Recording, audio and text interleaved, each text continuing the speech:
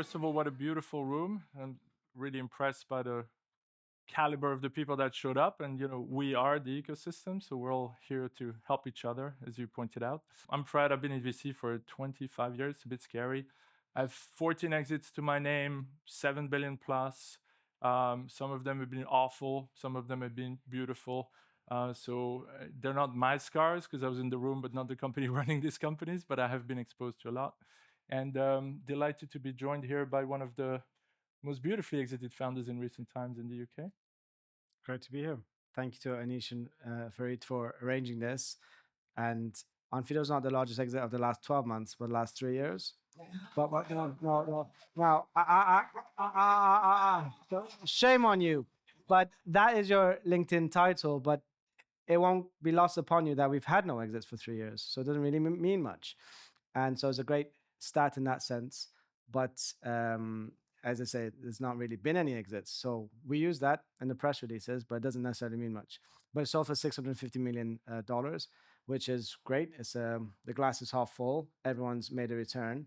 But as we'll get into the story, there's a point at which it potentially could have been a lot more. And there's some lessons that hopefully might be useful for the rest of you.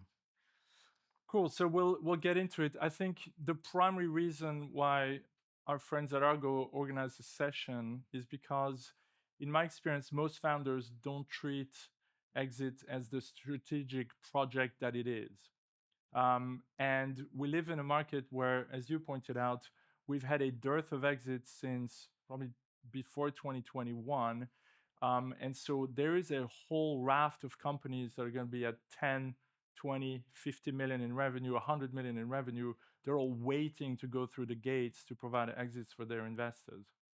On top of that, with the commoditization of technology, we know what we call the incumbents, Intercom or Gong or Miro, are actually adapting super quickly. And so they're replicating what startups do much faster than anything we've seen in the past. And so when you look at all the elements, the ingredients combined, it creates a uniquely difficult environment for exits, which in the VC world is really a full-on exit crisis, where people are just not able to generate returns. And the pressure is growing because as these funds get to 10, 12, 14 years of life, there's growing pressure to get these assets out, which is of course not what you want, to be pushed in the back towards exits that nobody desires. So it is a problem. And I think to start with, it's, how do you treat it as a strategic problem early enough? And maybe you'd like to share a little bit what that looked like inside. Yeah, wonderful. So started on Fido at uni back in 2012, was able to go full time on it. And I was there until the end of 2020, at which point the board and the investors wanted us to sell. This is, you'll recall, COVID came and our identity multiples went up. At one point, it was as high as 20x. And the intention at the time was to sell, bring in a new CEO to help sell within 6 months in the form of an IPO. But it took about 3.5 years to actually sell, and it ended up selling in a trade sale. So when it comes to strategically thinking about it, part of it is I naively, this is my first job, my first startup, and it went well. But if I were to rewind time and sort of give myself some advice, you must not think that you're necessarily in the driving seats. So if you are in most of this in this room, if not all of you are somewhat venture backed, you have a board member and then board members in all likelihood, and they have their own targets, goal areas, and so on that may not always be aligned to yours. I naively thought that as long as the company performs well, like I'm going to be in a safe spot. And one thing that happened with us was that given that the COVID sort of happened and then identity multiples went up, some of our investors had made heavy losses elsewhere. So we were sort of the one exit they could have that could maybe make up for the other things, which had nothing to do with us, but hence the misalignment. So in early 2020, we'd raised $100 million as our Series C with an explicit 5-year plan. And then within 5 months, it was this sort of new plan of let's sell the company as soon as possible. So the first strategic lesson is, A, don't assume that you're in charge always necessarily, and you're going to lead some sort of sale process. This holds especially true if you're venture backed or in any way don't have full control. And the second is that you must, and as a result, always consider you may well be within 6 months of a sale. And that means strategically, you always want to have relationships, just the way you're building relationships with investors all the time, or at least you should be. It may well be well worth doing for potential acquirers too. So I was sitting with one of our portfolio companies, which I'm not on the board of, and they've built a valuable asset and a great set of clients. It's not entirely obvious what the go loan strategy is given capital markets, etc. So I asked the question, like, who do you think, like, what's your exit strategy? And what I got back was a list of 12 names, right? So it's like, these people could buy us. Okay, so that's interesting, but it's not that interesting. I think what's more interesting is to understand the chess game that is being played within your market. So every market has a configuration. It's an ecosystem, and within that market, you're going to have established market players, potential acquirers, and they're playing a game of dominating their client base, expanding their footprint, acquiring others potentially or not. And so the first step is to go back to thinking about what is the game that's being played here? What is the 5-year chess game that other people are playing who are likely acquirers of the company? So it's getting more sophisticated in your thinking rather than just a bunch of names, but into what's the narrative that we are selling? What is the story that we could potentially building with an acquirer? And the first thing I would say is switching your mindset from I want to get sold to what problem am I solving for the acquirer that I'm talking to, right? You can be an opportunity for them or solving a problem for them. So recently we got Huffy acquired by Deal. Alex Boaziz is a phenomenal founder. The reason why Sammy was able to get under the skin of Alex is to say, hey, we can build an entire new line of business for you called IT services in your remote work enablement platform. And so Alex saw this as an entirely new line of business. And as a result, instead of buying a company with a set of customers, a set of revenues, he's thinking about it is if I can push this into my channels together with Sammy and Michael, who are great founders, I can build an entirely new line of business that in turns feed my M&A story. So you see now we switched into the person in the cockpit at the acquirer and how they're thinking and what problem we're going to solve for them. Again, I don't know what that looked like for you with your specific acquirer. On strategies that are worth thinking about, if you have in mind that you should really start considering a trade sale may well be likely, everyone's hoping next year things will pick up. That's a hope, and everyone constantly talks about it. But your job is also to plan for the worst. We might have another decade of only a trade sale being an option. Like, who knows? That's not what we hope, but what your job is partly to plan for the worst. So I think B2B founders may find this a bit easier building relationships with potential M&A partners than B2C. Not necessarily, but I suspect that's the case.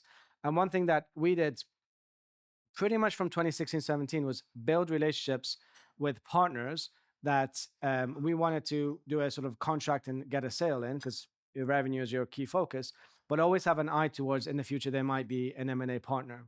And there are more than a dozen I built relationships with like that. Quite a few of the large banks now have venture arms, and not only are they investors, there are times in which they could become a larger relationship. We built relationships with credit bureaus. You have a very privileged place. If you are building an innovative company and creating some disrupting in one way or another, you will very likely get an exec meeting at most of the very large firms that may well acquire you one day. So the chairman at Experian, I had at least 2 meetings with. I met with the co-founder at Stripe, co-founder of DocuSign, and I would never usually get those meetings, but it's a case of, hey, let's do a partnership. By the way, who's the right person to talk to in case one day we might do a merger or an acquisition? And that's how you can sort of get into like an exec level discussion. And that rarely, if ever, harms a commercial sale agreement like a short-term revenue contract. Because if anything, the corp dev person or the co-founder or whoever the exec is, they'd be like, hey, the deal that you're going to do, a commercial contract, keep us posted on how that goes and keep us posted on whether they perform or not, because we have an eye, maybe there's a 1% chance we might acquire them. And so we had a short list, and at the end, the 2 acquirers, Entrust was sort of the one that acquired. There was at least a 4-year relationship there of them talking to the company quite regularly. And the second bidder was Antonio, who's like co-founder of Smartmatic, and I had a personal relationship with him for at least 6 years. I've been to his house a few times, and these relationships really matter. There's no reason why you can't start early, and there's no reason why it's in conflict with a sale commercial sort of conversation. If anything, you ought to try to combine it to when you can. Yeah, so the two comments I'd make on that is one, how many of you treat M&A as a strategic priority at the board? And ideally, you start putting it as a board item maybe 3 years before you exit. Do we understand the market we're in? Do we understand who's likely to buy us? What are the diplomatic lines of communication that we need to open? This can be, if you're a technical co-founder, for example, if you're an engineer, it may be that you're going to find that person is in the product department or the engineering department, and was it themselves a co-founder or herself a co-founder, right? So you start early by finding the internal champion. It could be a business line unit owner. It could be a chairman sometimes, because you're totally correct. Everybody's watching what's happening in the market, and you hold the key to the future. So you might think of yourself as a very small company, but what's inside your brain in terms of insights is really valuable to them. Where is the market going is a question they're continuously trying to answer. So making this a board topic early or an internal discussion topic early and being strategic about it's important. And then I think there's a misconception that corporations are like monolithic legal entities. They're groups of people, right? So they're not some kind of LTD or corp. They're a group of people. There's a product team here, there's a business line here, etc. And what you're really trying to do is to solve a people problem, sorry. And that people problem is, how do I get these folks excited to work with us, right? Somebody in the company is going to bet a portion of their career on you.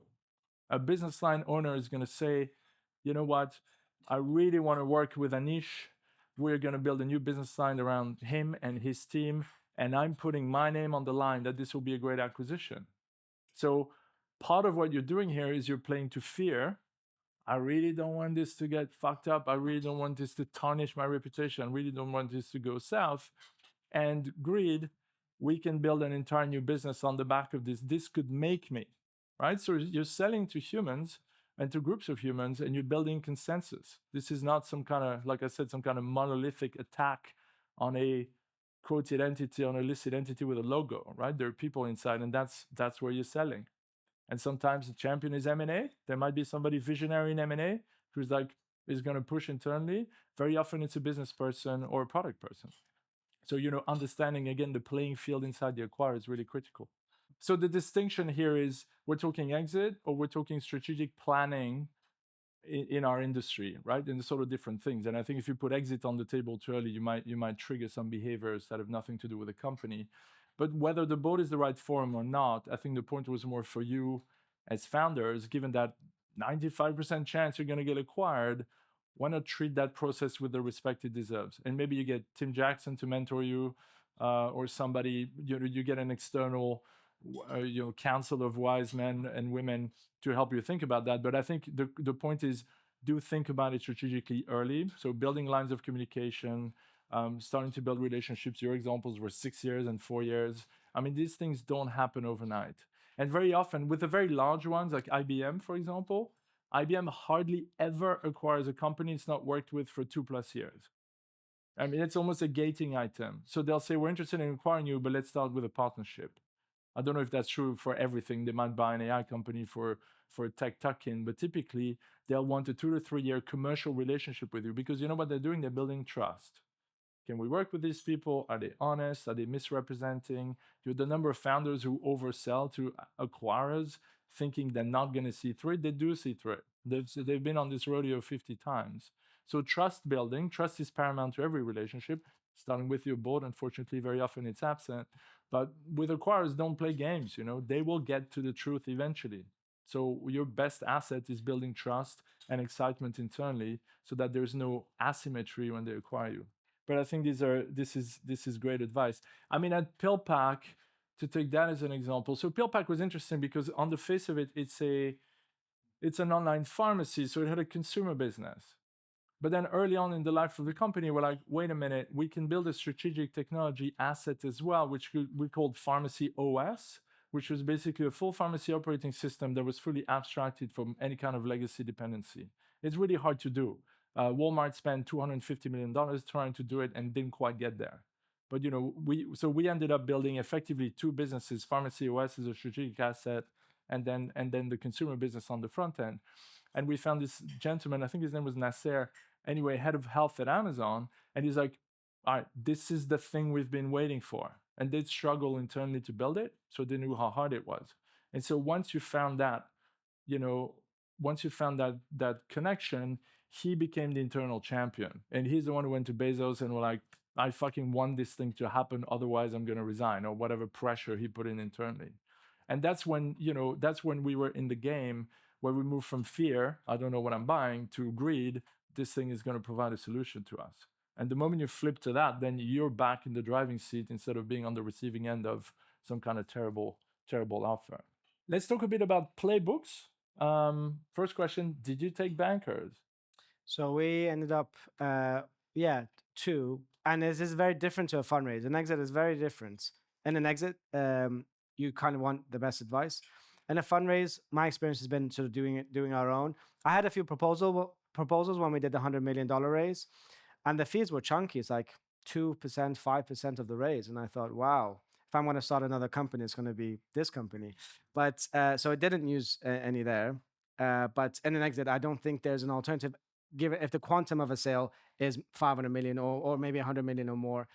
And so we shortlisted Goldman's and Morgan Stanley, ended up going with Morgan Stanley. And I will say the fees are high, as you would expect, but absolute value for money in helping the company best articulate its strategic sort of value, going out and identifying potential buyers beyond the ones that we suggested might be interested, going through a process of shortlisting them.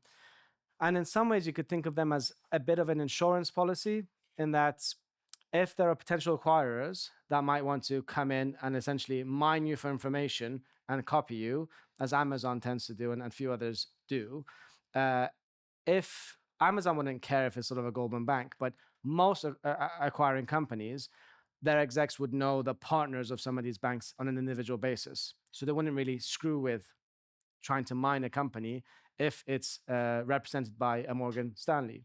So, and we weren't in any way concerned about people like stealing or like picking apart our IP, but I know that is a consideration, and we've heard horror stories, all of us. Those are the value adds that the bank brought to us, and I'd say we're really happy with the way it went. So you might Excuse me, and one final point. Sorry, the fundraise, you sort of get your first term sheet, and the fun only then begins because you try to increase the valuation with multiple term sheets. What's the opposite with an exit? An exit, you shortlist maybe a final buyer, and then you sign, and the process really only just begins. So there might be 3 to 6 months of due diligence, and that's the inverse. They start chipping away at the price. And hence, if you have a very experienced bank or set of advisors navigating that, then they can actually make sure the price sort of holds. Yeah, so I think you might have tissue rejection when you see 4 bankers show up with the Hermes ties and the gray suits. I get it. I'll tell you, in my experience, once you get into the nitty-gritty of messaging and storytelling around M&A processes, they really know their stuff. Because so we used to spend absolutely countless hours, fine-tuning what language we use and what word we use, and it sort of fries your brain. But actually, the positioning towards the acquirers is extremely important, because you have on the other side of you, you have a machine that's probably bought 50 companies. Like, they know the game, and they're looking for the most minute signs of weakness, right? And so you have to play this. It's sort of a game of pretend, but it's a game of poker, and you don't want to blink.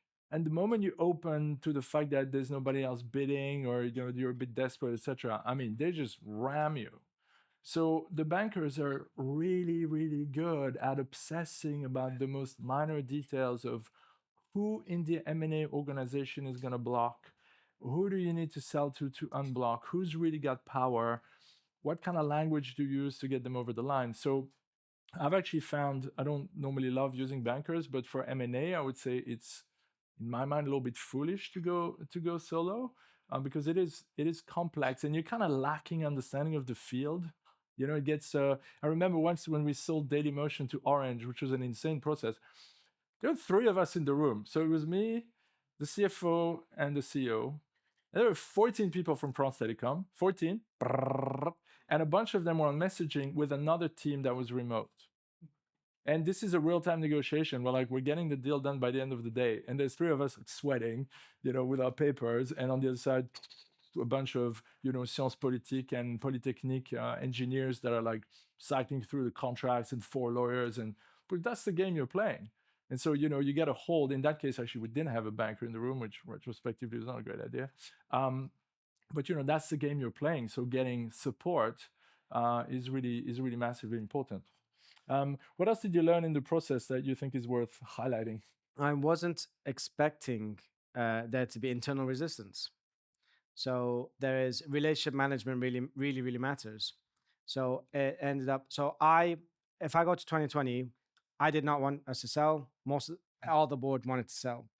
And then when it got to the summer of last year, became the biggest proponent of a sale because our growth rates went from 79% down to 5%. And so I don't think you should be discussing an IPO at 5%. The local grocery stores growing at more than 5% at the very least through inflation. So it's like we ought to be going through a trade sale. And I had to get data from the sales team to essentially show and persuade a couple of the independent board members how whatever they think the causes of this sort of decline may be, it's not the case with our competitors, and it's not really reflective of what's the reality. So it's time to sell. And I was aware at the time that a few potential acquirers were trying to reach out to the company, but there was no sort of responses. So that was internal alignments to getting the boards to accept it's time to sell. And then you think, okay, job is done. We're going to be selling. What happened when we shortlisted and we actually got the final bidder, they wanted 90% of the shareholder base to sign to accept a sale. And normally it's sort of 60, 70% of sort of a cap table. It's rare for it to be 90%, but in this climate, the norms are really changing.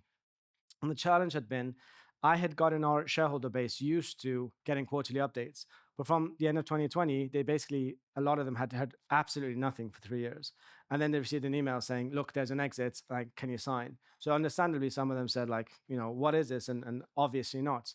So because we had to get to the 90% threshold, there were some cases where like a lot of relationship repair work had to happen. And no matter what happens, wherever you get to an exit, right? Every investor understands they're in a high risk, high return world. So there'll be understanding as long as you communicate well, if your scenario is not a happy one, right?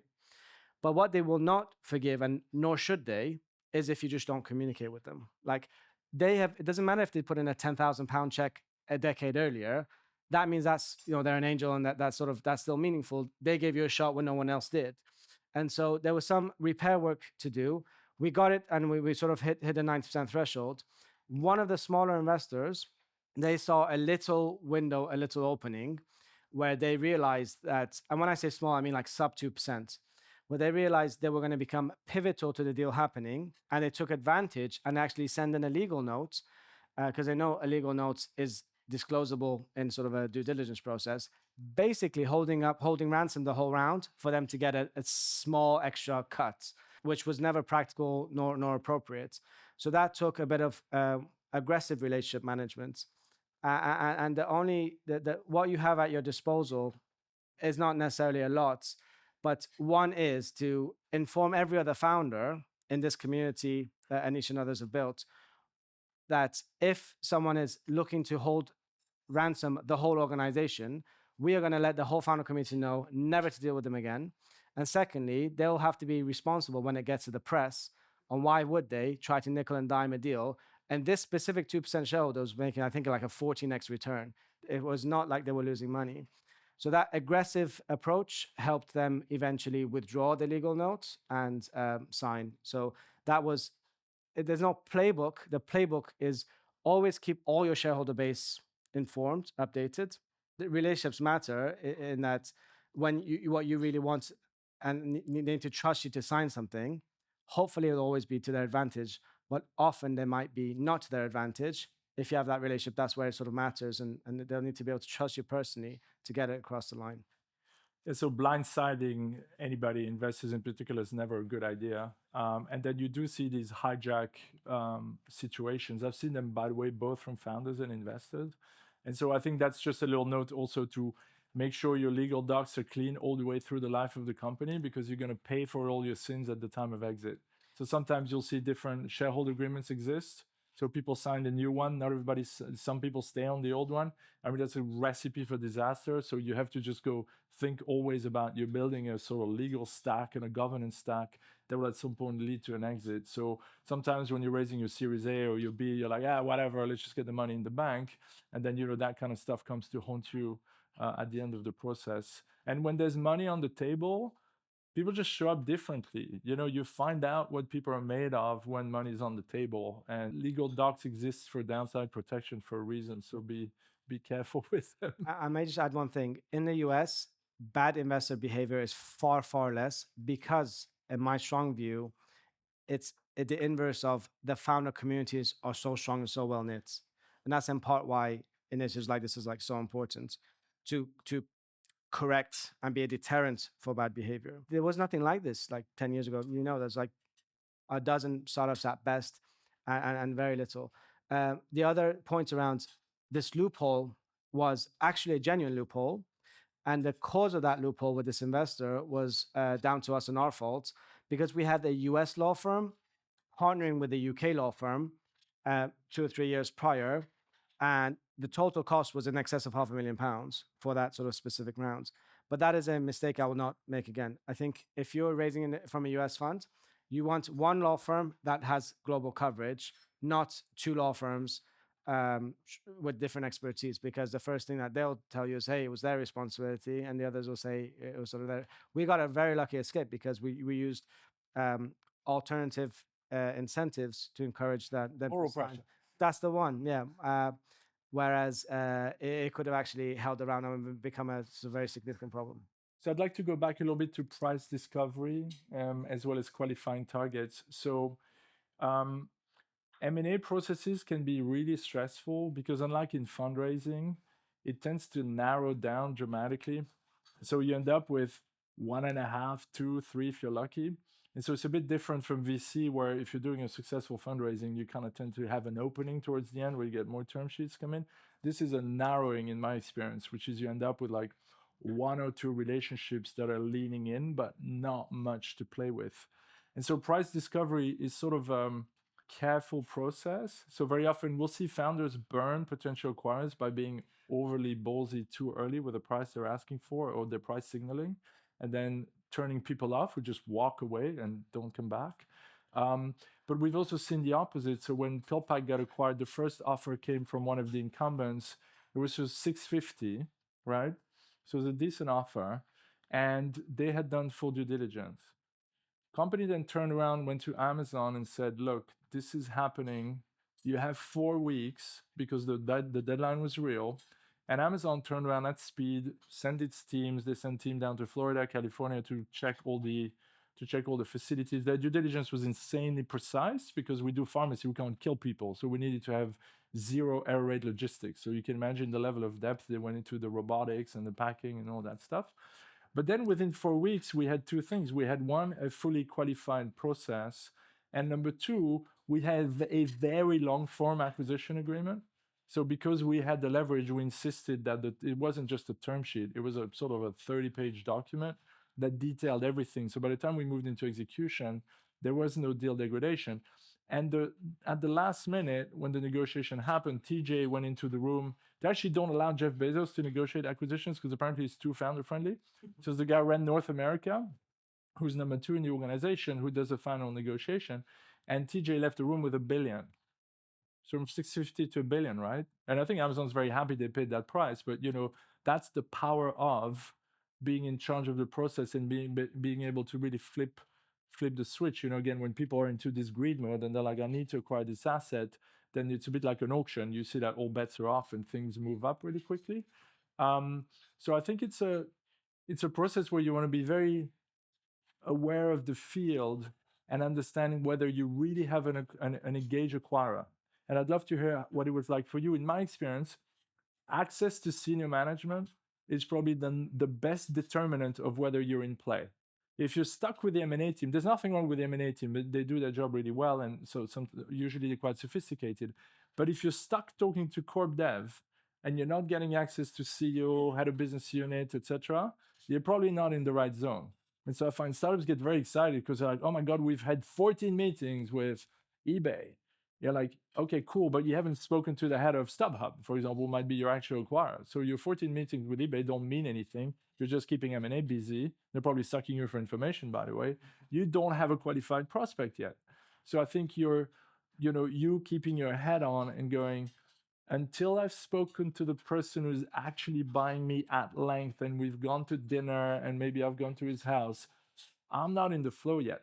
And I find very often founders make that mistake of thinking they have more pipeline than they have. I don't know whether that. It's like any sales process, exactly as you say. You have to have a qualification, understand the decision making process, understand who the champions are. And that's what you were saying earlier, Fred, around you may want experts like bankers who understand who the actual decision makers may be, because sometimes it's hard to navigate these large corporations. So pricing, our troubles started in 2020 when the markets were just like going through the roof after the COVID hit. So we were at $100 million ARR, 79% year on year growth, 74% gross margin, 8.2 or 10 on like the pecan culture radar. So things were actually really good, and they were really good for the first time. Like we had a proper exec team, full exec team, like all was very good. At the time, during the boom, identity multiples went through the roof. At one point, Okta was hitting like 20x. So we were priced at like 15x, which is like 1.5 billion. And that created the wrong type of thinking in the investors in that, hey, the market's valuing this higher than we are internally. So let's sell quickly and repurpose the funds and so on, which is fine. And it's actually part of the investor's job to maximize the sort of short-term returns. Our pitch was over 5 years, we can potentially be much larger. But then the market at the time was valuing growth rates a bit more than profitability. So 3-4 years, 3.5 years later, when we dipped at like the 5% growth rate, the multiples really were basically 4 to 6x your revenue. And even if we were at sort of 79% mark, the valuation would still have been like 8 to 10. So everything essentially comes down. And because there's a lack of activity, just M&A generally, there's less conviction on the multiples that ought to be applied. So the arrangement with the bank was this is sort of like the floor that we want to get to. And if we go through this process and there is no floor, the floor is not met, then we would just withdraw from the sales process. And that's why that helped. Now, there is a lot of scope in that situation for founders to play a significant role. Because as I said, we had two. One was an all-cash offer, 650. We had another offer for 1.1 billion, but that was over 3 tranches, like a third cash, and the rest would be equity over 5 years.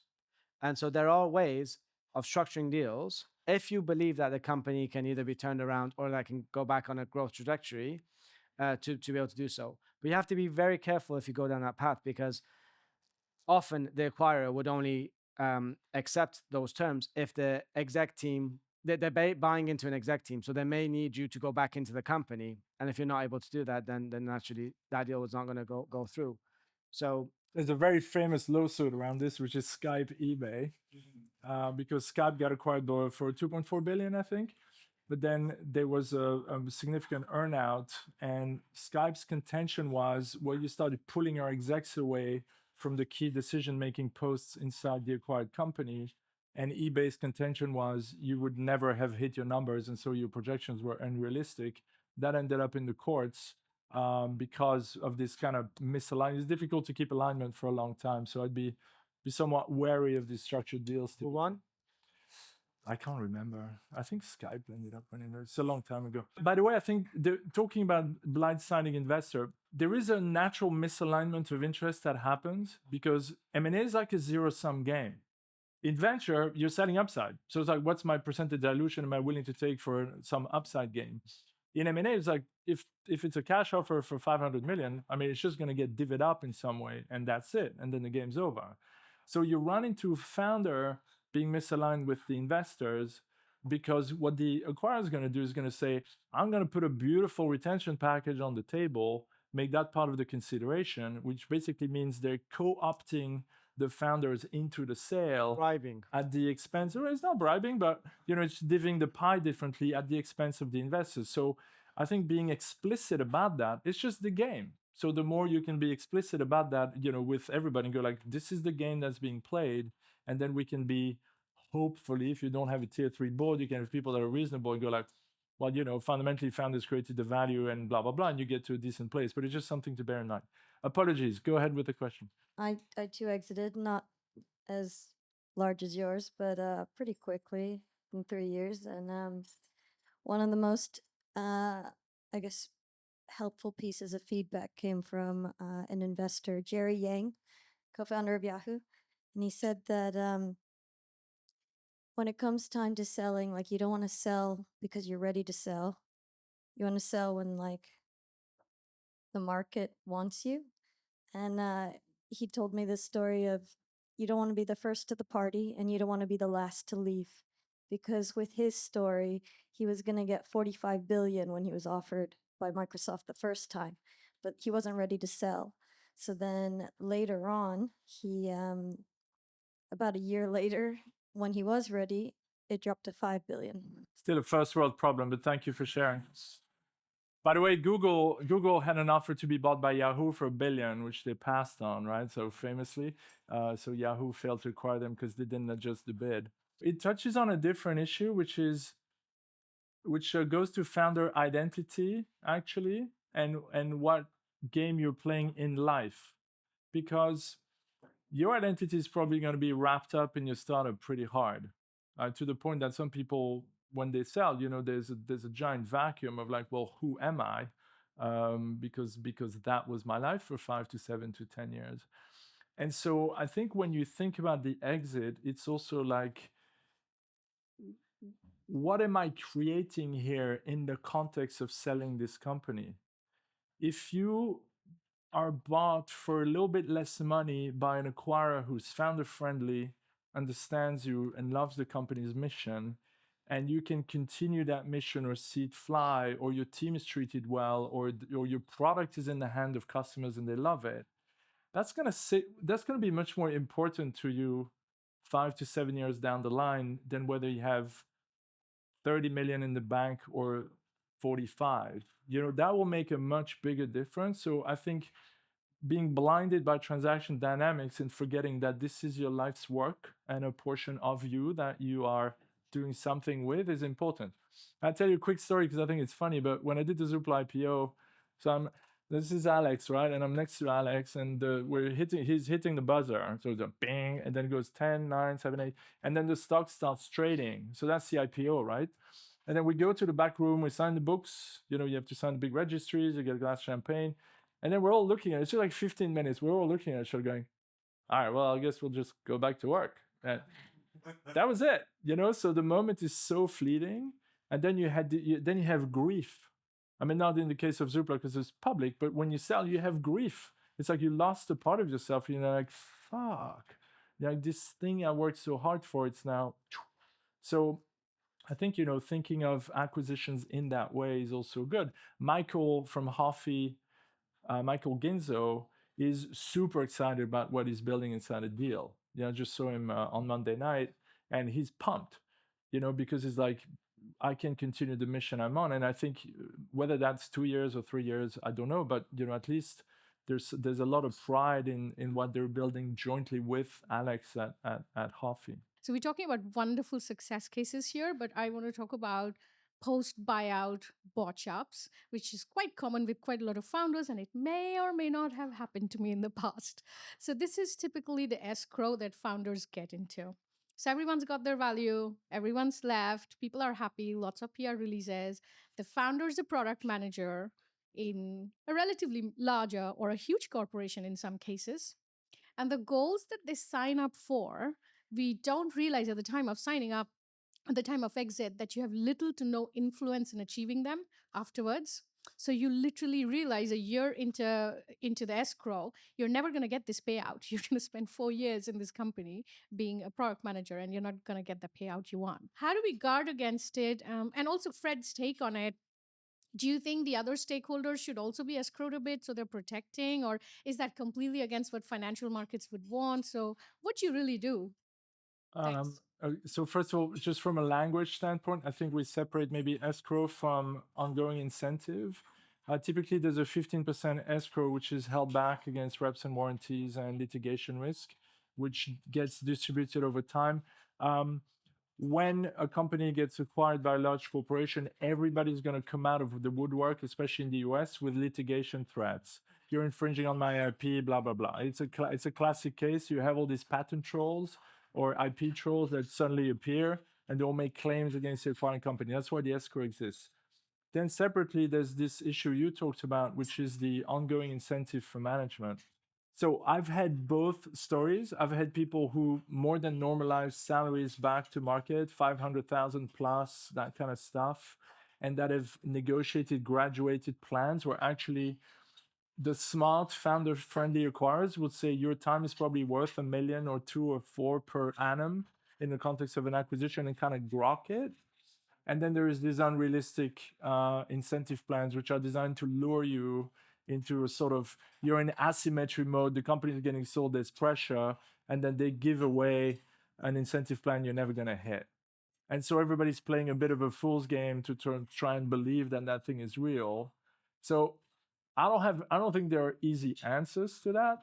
I think the best answer is inside yourself, can you be okay with the outcome? So the first thing is like, this is the kind of shit that's going to hurt you if you stay attached to it emotionally. It will not hurt you if you go, I know what I'm doing here, because you probably know you're not going to hit the number. And so this headline that is being sold to market, this 500 million, is a sort of a vanity number. And where we get hurt is because we think that's the truth. So we start to believe our own story, the story we built together. So I would say that's probably your best defense, is actually how you show up internally against that and go like, well, I still had a great exit, but I know that part of the consideration was a bit pie in the sky. It was a bit headliney. I think apart from that, it's, if you have founder-friendly organizations who understand startups, you will be in a better place to negotiate realistic incentive packages versus some large corporations where it's a fool's game. And I don't have any easy answer to that one. I think it's a tough one. There's not, well, naturally, if you try your utmost to be as hot as possible, that will mean you dictate the terms, and the terms ought to be. That's why, in this specific our exit, it was heavily skewed towards an all-cash deal. It's almost could have had twice the valuation with an equity payout. So that matters. I'd say, but take a step back as far as like the startup journey. You've got pre-product market fit, and scale. And ultimately, our jobs are to try to, as counterintuitive as it may be, build something that holds value regardless of us. And whenever a company is valuable in and of itself without the founding team or without the exec team, that's when you actually have something that you can actually sell. Because there's not been cases, that is I know of, where there's an acquisition with an intention for the founder to stay on for decades. And so by making yourself redundant, you're showing value in an entity. That ought to be the goal. But in that same spirit, it's trying to make it as appealing as possible and being in the driving seat so that you don't have to sell in a recession. You sell and you dictate the terms based on your preferences is usually the best way to get out of deals where they don't always work out in the most advantageous way. And also, if you can sell to an innovative company, I would, and take a lower price if necessary, because that innovative company is going to help grow the company. And essentially, it's just like you don't always pick the term sheet with the highest valuation when fundraising. It's the same with acquisition. We had, and we're very grateful, we had both Salesforce and Microsoft as investors, and I kind of made a mistake. I thought I got quite excited by the prospect of like these two big brands, and I didn't do enough due diligence or do enough qualification. So very, very grateful for Salesforce investing. But if I'd done a bit of work, 95% of Salesforce's revenue is from direct sales. only 5% is partnerships. And yet 95% of Microsoft's revenue is from partnerships. So even although knowing that, you'd essentially say, okay, Salesforce as an investor is good, but is there really any strategic value here? Whereas we've had other partners that are essentially not known brands, but they really opened up a new market for us. One was in France and one was East Coast of the US in the financial sector. Those are things that you might want to consider in these deals. I mean, this is beautiful advice, right? Which is don't be the hero, manage your own exit plan as part of the exit plan for the company. You know, I once backed a guy called Mike Lavin at the Currency Cloud. I was 72 by the time we sold the company. I mean, which is pretty fucking incredible. He sold, so Currency Cloud gets sold for $1 billion to Visa.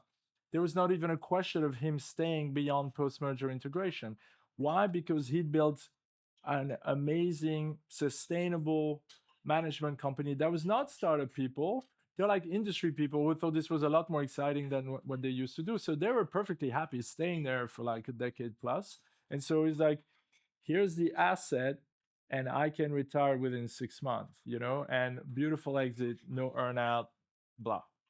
So, but yeah, it's not easy because very often you are the hero at the center of the story and you're what's being acquired. And so, you know, you're like that.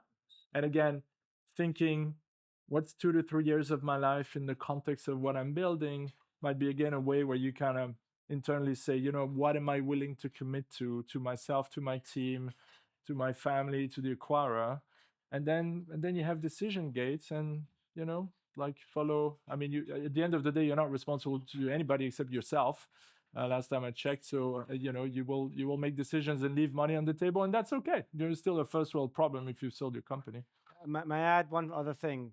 Once an exit happens, I know that speaking to some founders is a case of, oh, I'm never going to do this again. It was like so hard, which is true. In that moment, you think it's never going to, it's like a relationship breakup. You think, like, how on earth am I ever going to do that ever again? But then some time passes, whether it's 6 months, 12 months, whatever, you may well get that urge back and you really want to go and start another company. I say that because normally when an exit happens, founders can be just like so exhausted. Either they throw in a towel, or they don't negotiate the way they should, or they don't actually think through a 3-year lockup is actually so much more expensive for me than the equity or whatever it is I'm due to get. That really I ought to maybe do 6 months or 12 months just to make sure I do right by the team and I make sure the acquirer is really impressed by the asset they've bought. But then I might want a year off, and then I really want to, I would want the luxury to be free to start my next thing. And so I took a whole year off, and I just like really couldn't wait to get back. And my exit was unplanned, so to say, at least from my part. And so at the time, for a good couple of months, I thought, I'm not in any way, I can't even envisage myself doing anything other than identity and so forth. But yeah, 12 months later, I was like really ready to go again. So it's something well worth thinking about. 2 of my startups exited, although one after I'd already left. And I'm just thinking, we're talking about negotiating exits. I don't know what the stats are, what percentage of deals get sold for cash and what with an earnout. In my case, both came with an earnout, and I would suppose, especially if it's earlier stage acquisitions, that would be the majority of the market. Is it worth us talking about negotiating the job you're getting yourself into? So the same way when we're negotiating term sheets and we're thinking about deals when we fundraise, we look at the economics and the governance of the deal. So I think it's really equally important. It has been in my case and with founders that I know to properly understand what job are you going to get into? Who's my line manager? Which meetings am I in? Which meetings am I not in? What are my key stakeholders within my current company, my team, going to get into? How much power do they have?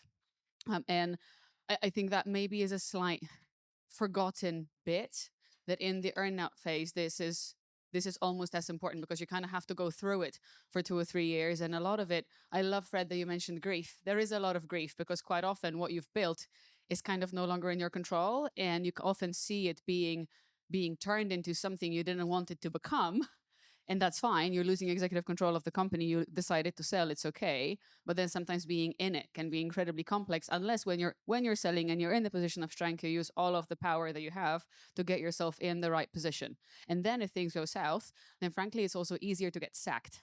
I've seen founders successfully protect their cash in an exit because they just made a nuisance of themselves and got sacked.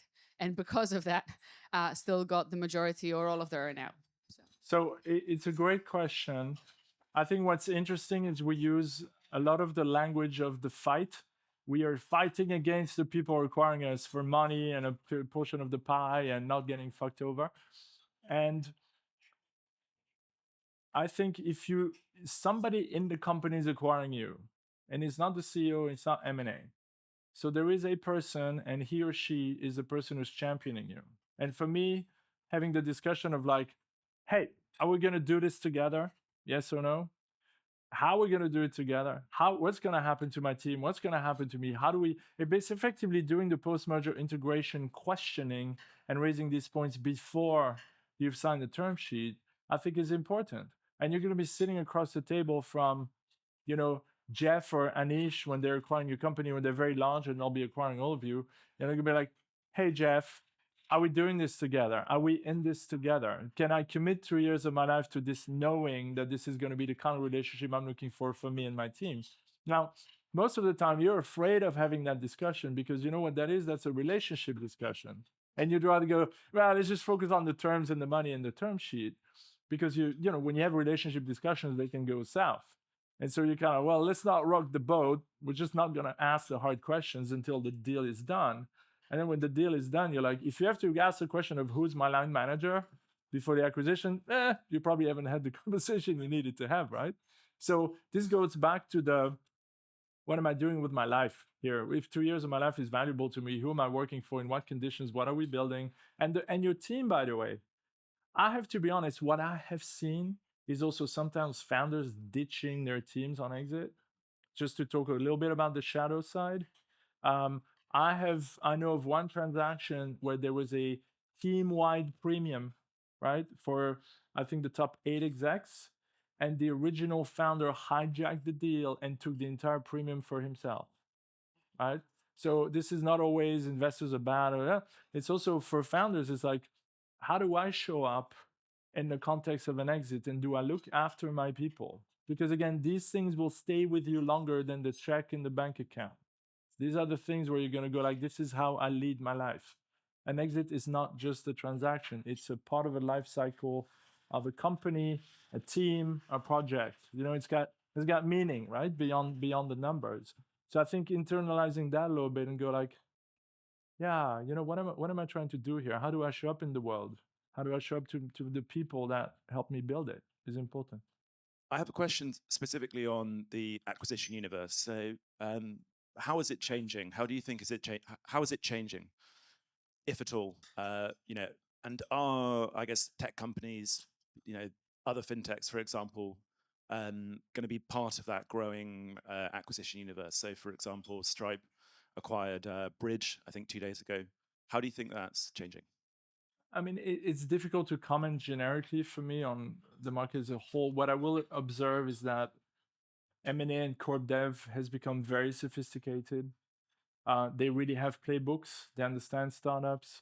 They're perfectly informed. They tend to know the entirety of market, even though that doesn't mean you don't want to go sell yourself, because there's still the human element. And it's, like I said, it's a people problem. But I've found acquirers they're so much more informed and aware, and their own strategies tend to be clearer, which also, by the way, makes the discussions richer. So I find M&A more efficient than it was, and there's a lot less in the transactions that's painful.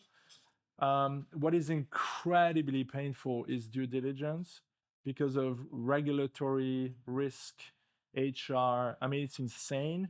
When Hoffy got acquired by Deal, some of the stuff that came back was like, who has access to your German office for cleaning purposes? Right? I mean, we're down to that level of detail. So Sami put together a SWAT team of 6 people. We doubled their salaries for 3-4 months. Double salaries, no questions asked. You're on this full time, because the level of preparedness was insane. And talking about Argo for a minute, the risk register was insane. Like the level of depth in the diligence. Oh my God. Actually, we ended up taking transaction insurance in the end for about $1 million because we just didn't know how to get the deal through without it. So it was a beautiful meeting of minds on like founder and strategy.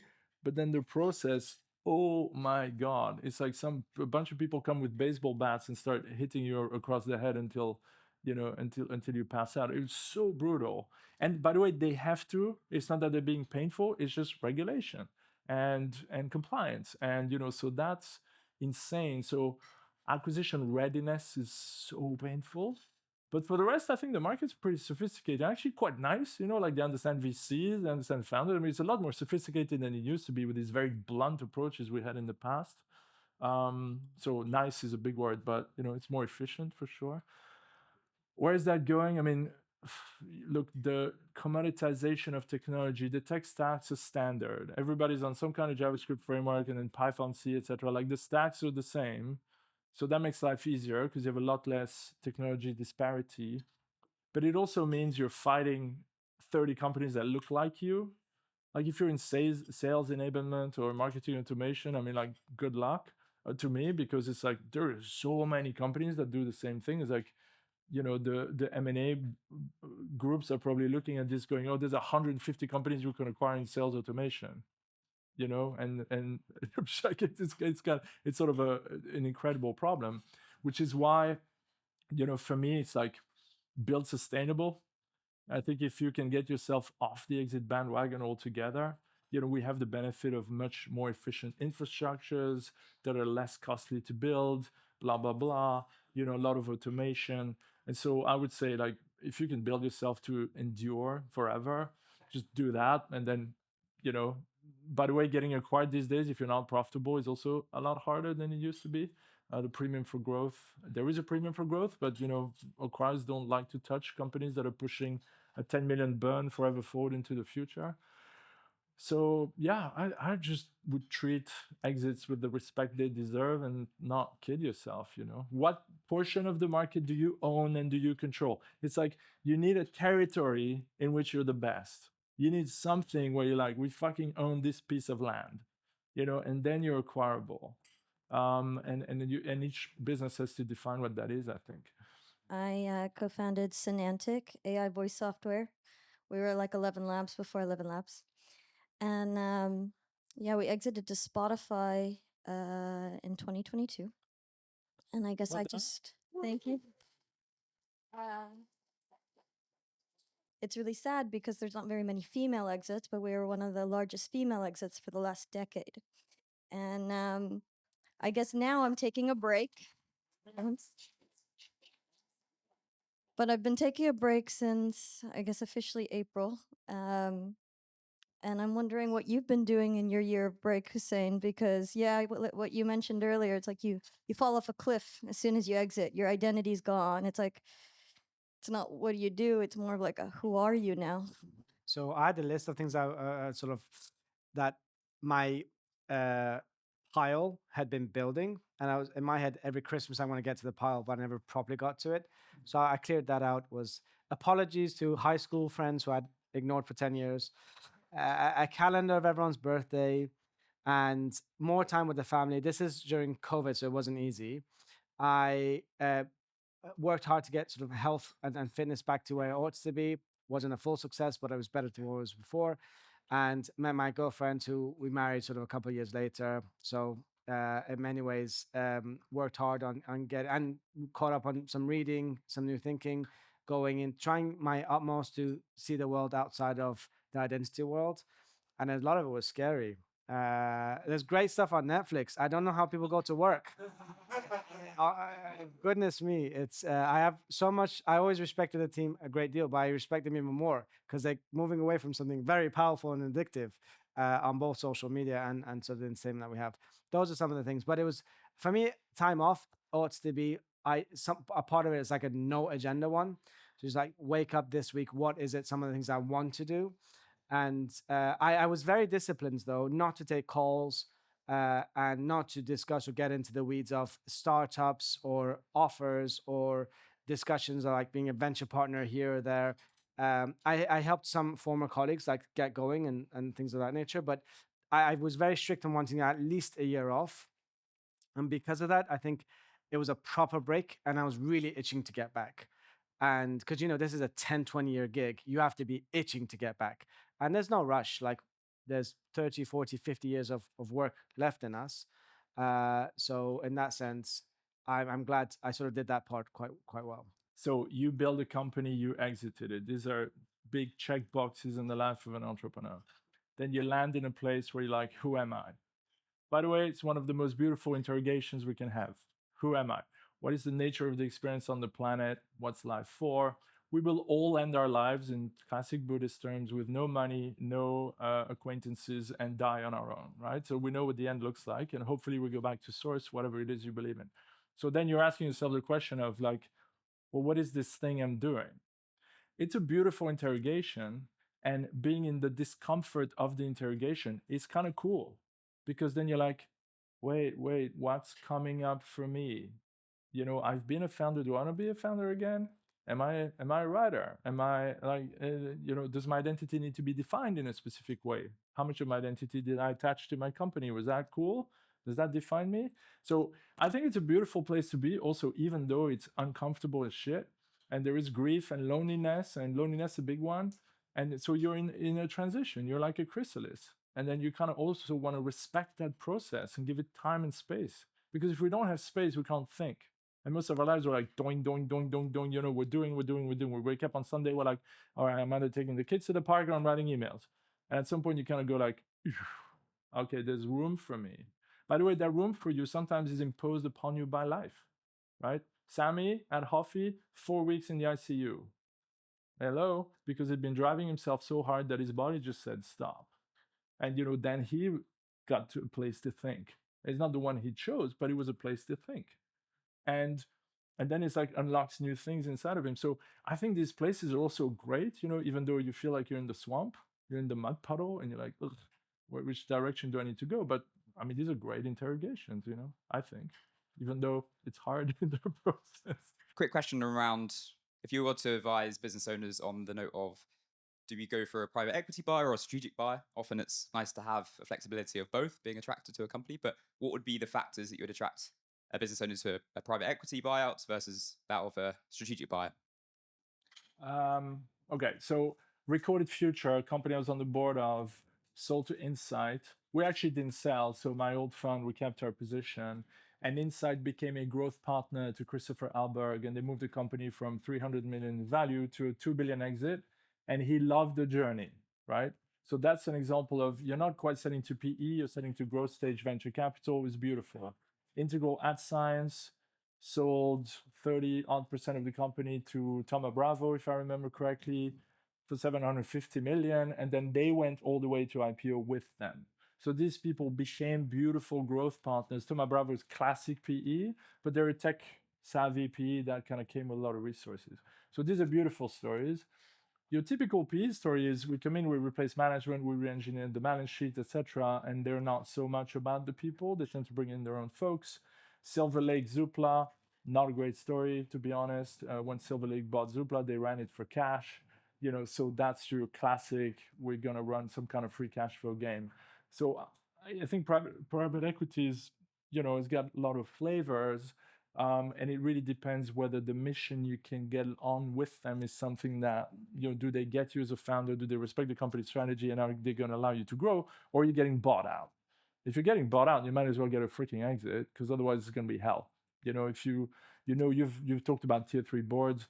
I mean, working with boards that are either not aligned with you or not high quality will destroy your energy and your sanity better than anything else I know. Except maybe divorce, which I don't recommend.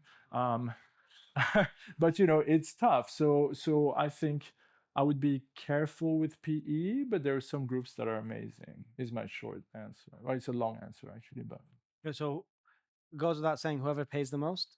But beyond that, you have just in part, on balance, generalization. Private equity tends to mitigate downside, and also they're not necessarily conducive to being super innovative. Companies, even at a late stage with this disruptive changes that are happening all the time with AI and so on, need to constantly be searching for product market fit in that moment. And so if you're in a company that's really new to a space and you have a lot of growth left, strategic for me wins out on private equity any day of the week. But if you're at a stage where you think you're at a late stage of a life cycle, whereas most of the market's been captured, it's a case of optimizing, cutting costs and so on, maybe private equity might be more of a fit. I would just out a note of caution. Private equity outfits that have like a venture growth arm may come and pitch that we will help you grow. But if they're a venture growth arm in a private equity, their DNA is going to be risk averse. Their DNA, despite the rhetoric, will be how we prevent downside, and we're not going to be able to take big bold bets on like an amazing upside because we're more downside protection focused. There's something to bear in mind. All right, thank you, everybody. Amazing.